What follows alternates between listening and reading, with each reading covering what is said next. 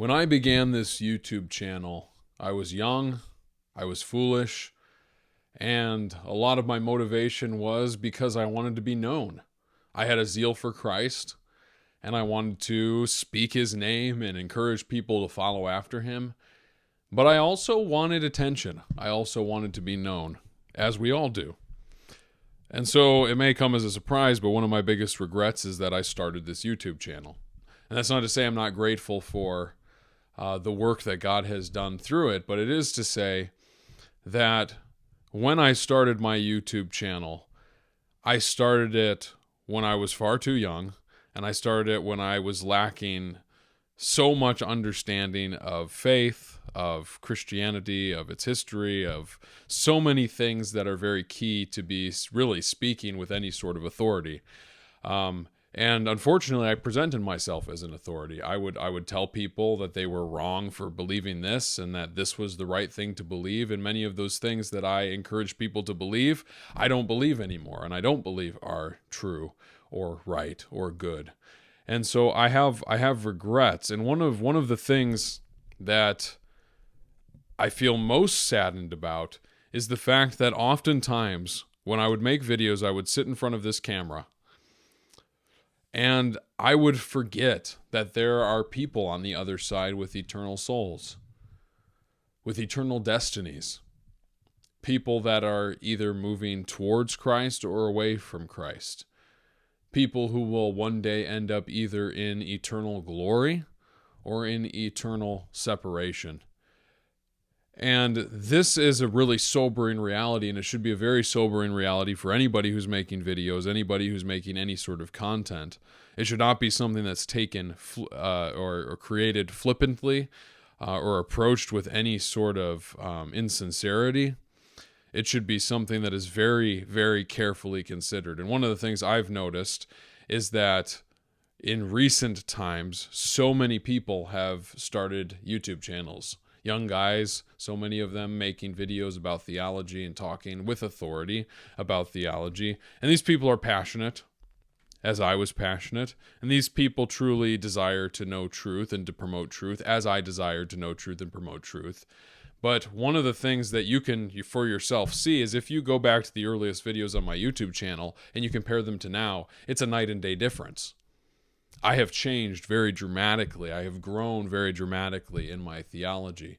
And so the question is not whether it's a beautiful thing to see this journey, because I know that some people have been very encouraged by that. I myself am encouraged to see where I was and where I am and God's faithfulness to me. But the question is, should that man 2.5, 3 years ago should I have been teaching with authority? Should I right now be teaching with authority? And I've come to the answer and the conclusion that no, I shouldn't. I am not an ordained clergy. I have not been given the grace of ordination and the gift of sacramental authority in the church. I'm a layman. I'm a layman who's passionate about truth and passionate about theology, but nonetheless, I'm a layman. And so the reason that I say all this is, number one, I want to warn people of the dangers of media and of how easy it is to put yourself out there.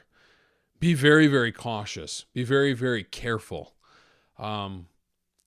Don't simply see an opportunity and grab at it.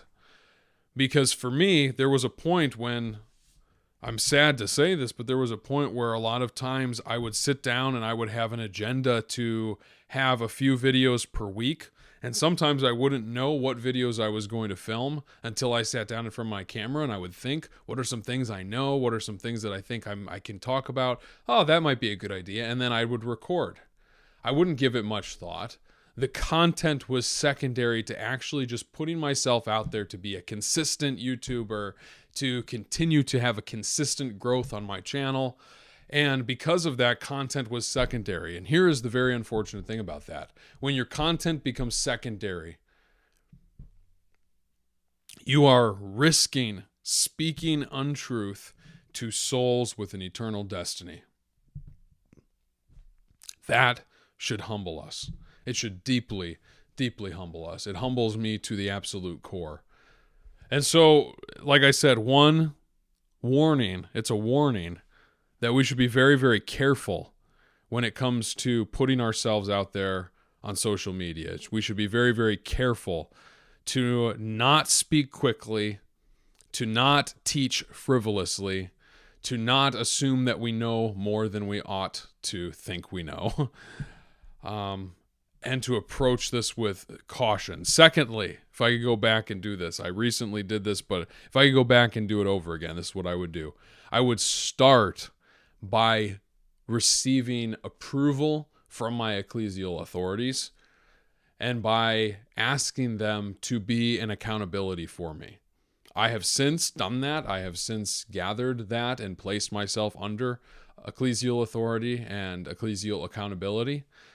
But I wish I would have done that earlier, because prior, I was just a guy with a camera filming and saying whatever I thought was true based on my own subjective personal interpretation, completely ignorant of the fact that there was a greater, wider Catholic Church that I was actually supposed to be accountable to. And then the third thing I want to say is that in all things, and this goes beyond this particular subject, but it's very important too, we should have humility.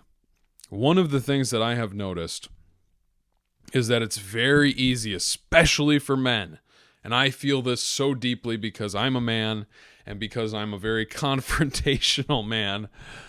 It's very easy to allow your ego and to allow your desire for intellectual power to drive you when it comes to this kind of thing.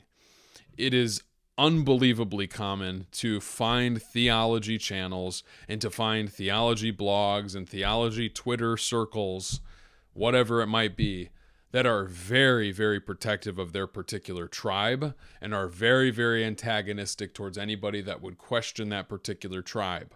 And when the hair on the back of that person's neck stands up and they start to bristle and the other side starts to bristle, there can be an all-out war that lacks complete charity, lacks humility, lacks love. And I see this all the time, and I have been guilty of this. I have been guilty in speaking with impulsivity, speaking out of anger, speaking with an argumentative spirit, just wanting to win and show myself approved and show myself to be the superior thinker, the superior theologian, whatever it might be. And I have found that just creates just such a bitter taste in my mouth, and it is the opposite of what I want to be and what I want to strive for as a Christian. And so we have such a tendency as people who love theology and are passionate about truth to want to defend it with such vigor and such aggressive, really love for the truth. But oftentimes, it's not love for the truth that fuels our arguments. It's a love for ourselves and love for our status that fuels our words, that fuels the things that we say.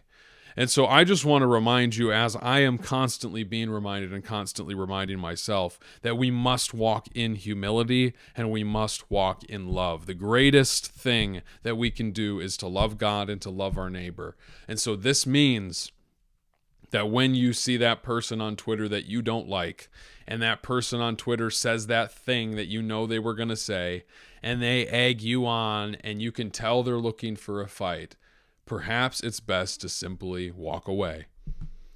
And if you do need to respond, perhaps it's best to respond with kindness, with love, with gentleness, with patience, with self-control. These are the things that I'm working on. These are the things that I think that we would all do, would be well off to get better at as a group. And so the whole point of this video is really to say, if you've been following my channel for some time and you've seen me change, you've seen me grow, you've seen me enter into this theology, I want you to know that I am not an authority. Your authority should be found in your local church, your priest, your bishop. These are your authorities. I am simply a guy online that likes to talk about theology and likes to share what I'm learning. And if what I'm learning is helpful to you, then take it, but make sure you test it. Test it with the scriptures, test it with the fathers, and test it by bringing it and presenting it before your church and saying, hey, what do you think about this? Is this guy on or is he not? I don't have authority to overrule the scriptures. I don't have the authority to overrule the fathers, and I don't have any authority to overrule the ecclesial authorities that are duly and rightfully placed over us by the institution of Jesus Christ himself.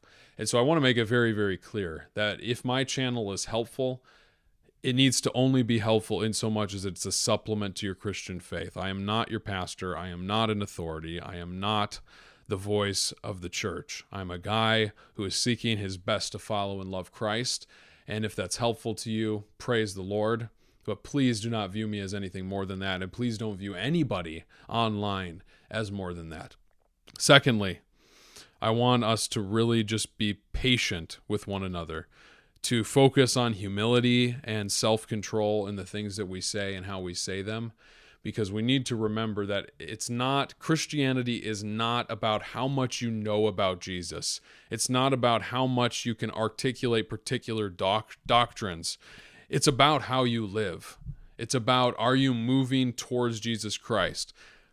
It's not even about knowing Christ more and more every day. I think this is a very common mantra within Christianity, is like, what's the whole point of going to church? What's the whole point of learning about Jesus? Well, it's because we want to know more and more about God. That's not it. We want to become more and more like him.